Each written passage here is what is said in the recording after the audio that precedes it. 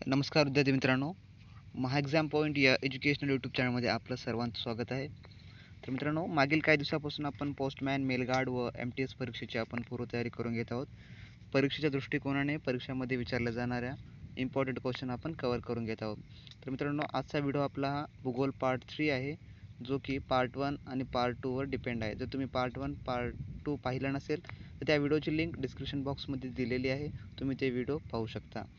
तर मित्रांनो, आजचा व्हिडिओ स्टार्ट करण्या अगोदर मी तुम्हाला सांगू इच्छितो, जर तुम्ही चॅनलवर नवीन असाल तर प्लीज चॅनलला सबस्क्राईब करा, व्हिडिओला लाईक करा आणि हा व्हिडिओ जास्तीत जास्त तुमच्या मित्रांसोबत शेअर करायला विसरू नका. तर मित्रांनो, आपला आजच्या सिरीजमधला पहिला क्वेश्चन असा आहे, भारतात सर्वात कमी साक्षरता कोणत्या राज्यात आढळते? तर याचे ऑप्शन आहेत: ए आसाम, बी बिहार, सी कर्नाटक, डी महाराष्ट्र. तर मित्रांनो, सर्वात कमी साक्षरता ही बिहार राज्यामध्ये आढळते, म्हणून याचा आन्सर आहे बी. तर आपला दुसरा क्वेश्चन असा आहे, भारतात किती वर्षापर्यंत सक्तीच्या प्राथमिक शिक्षणाचा कायदा आहे? म्हणजे जो कंपल्सरी आहे तो किती वर्षापर्यंत शिक्षण हे कंपल्सरी आहे? तर याचे ऑप्शन आहेत: ए 14 वर्ष, बी 18 वर्ष, सी 21 वर्ष, डी 25 वर्ष. तर मित्रांनो, याचा आन्सर आहे ए 14 वर्षापर्यंत शिक्षण शिकणं हे प्रत्येकाला कंपल्सरी आहे. तर आपला तिसरा क्वेश्चन असा आहे, भारतातील पहिले ऊस संशोधन केंद्र डॅडॅश येथे उभारण्यात आले? तर याचे ऑप्शन आहेत: ए पाडेगाव, बी कोइंबतूर, सी कानपूर, डी मांजरी. तर भारतातील पहिले ऊस संशोधन केंद्र हे मांजरी येथे उभारण्यात आले, म्हणून याचा आन्सर आहे मित्रांनो डी. तर आपला चौथा क्वेश्चन असा आहे, थायलंडची राजधानी कोणती? तर याचे ऑप्शन आहेत: A Siam, B Jakarta, C Singapore, D Bangkok. तर याचा आन्सर आहे मित्रांनो डी. तर थायलंडची राजधानी ही बँकॉक आहे. तर आपला पाचवा क्वेश्चन असा आहे, 1981 मध्ये भारताची शहरी लोकसंख्या किती होती? तर याचे ऑप्शन आहेत: ए 16 कोटी, बी 22 कोटी, सी 25 कोटी, डी 30 कोटी. तर मित्रांनो, 1981 मध्ये भारताची शहरी लोकसंख्या ही 16 कोटी होती, म्हणून याचा आन्सर आहे ए. तर आपला सहावा क्वेश्चन असा आहे, स्वातंत्र्याच्या वेळी भारताची साक्षरता किती टक्के होती? तर स्वातंत्र्याच्या वेळी भारताची साक्षरता ही किती टक्के होती असा क्वेश्चन विचारला गेला आहे. तर याचे ऑप्शन आहेत: ए 14%, बी 15%, सी 16%, डी 17%. तर स्वातंत्र्याच्या वेळी भारताची साक्षरता ही 14% होती, म्हणून याचा आन्सर आहे मित्रांनो ए.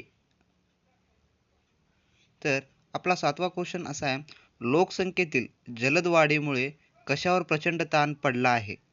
तर ए देशावर, बी पर्यावरणावर, सी साधनसंपत्तीवर, डी अन्नधान्यावर.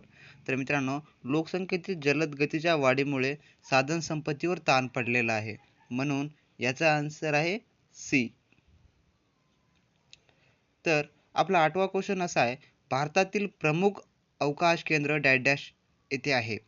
तर ए श्रीहरिकोटा, बी कोचीन, सी हसन, डी बेंगलोरो. तर याचा आन्सर आहे मित्रांनो ए श्रीहरिकोटा येथे भारतातील प्रमुख अवकाश केंद्र आहे. तर आपला नववा क्वेश्चन असा आहे, 15 ते 60 वर्ष वयोगटाला कोणती लोकसंख्या म्हणतात? तर याचे ऑप्शन आहेत: ए कार्यप्रवण, बी परावलंबी, सी वाढती, डी स्वावलंबी. तर 15 ते 60 वर्ष वयोगटातील लोकसंख्येला कार्यप्रवण लोकसंख्या असे म्हणतात, म्हणून याचा आन्सर आहे मित्रांनो ए.